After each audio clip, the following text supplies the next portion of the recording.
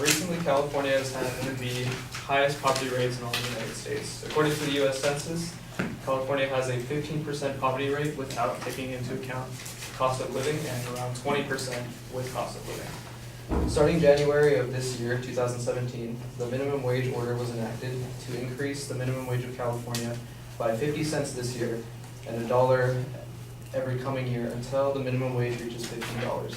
This was done to help stop poverty in California and hopefully close the gap between poverty and the rich people. However, I'm here to tell you that the state of California should halt the minimum wage increase in California and keep it at $10.50 where it is. Because by raising minimum wage, the state of California will cause unemployment within California. Raising the minimum wage does very little to actually benefit the impoverished. Employers will minimize their workforce to react to the minimum wage increase. And we should do something other than raising the minimum wage. So, according to Jeffrey Clemens and Michael Wither from UC San Diego, the medium run estimate implies that binding minimum wage increases reduce the target group employment rate by 6.8 percentage points.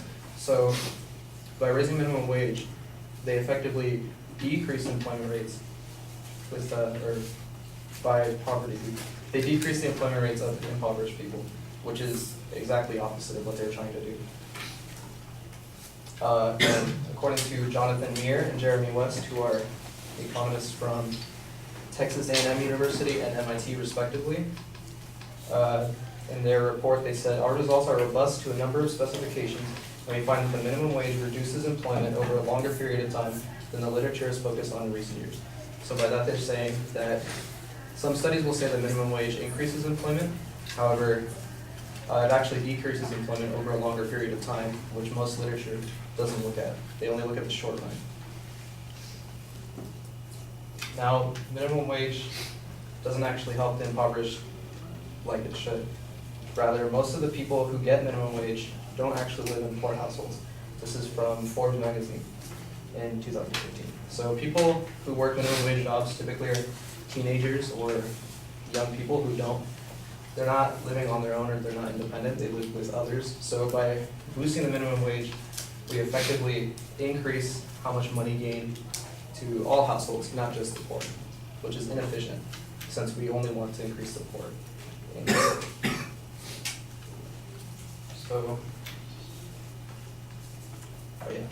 according to the Heritage Foundation, most minimum wage employers work for small firms with low profits.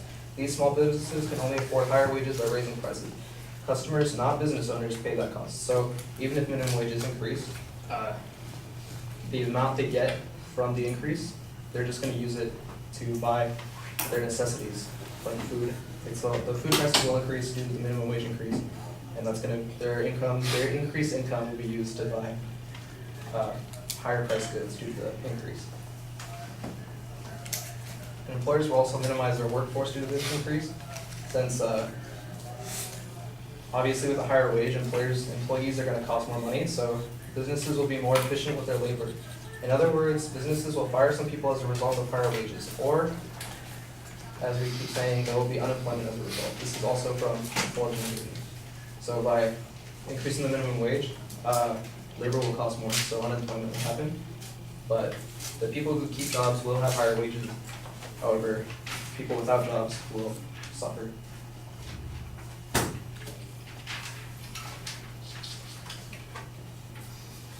Increasing the minimum wage is also just an inefficient way to solve poverty in general, because according to a meta-analysis on other minimum wage papers by Jonathan Meir and Jeremy West from Texas A&M and MIT, they analyzed that 62% of state year real minimum wage increases that were eventually fully eroded by inflation did so in an average of 22 months. So even though minimum wage increased, inflation just effectively negated the increase in minimum wage.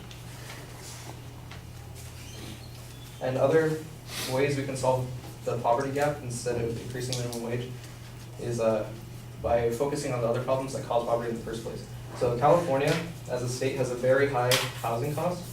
Since since a variety of factors restrict housing construction, strong land use regulations and building codes on one hand and physical barriers like mountain ranges in Southern California and the Bay Delta estuary in the north. These factors cause increasing cost in housing, which if your house costs more, you're gonna be more poor since you won't have that money to spend on other things.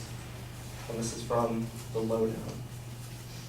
So yeah, I hope you can understand why increasing the minimum wage is not a good idea for California.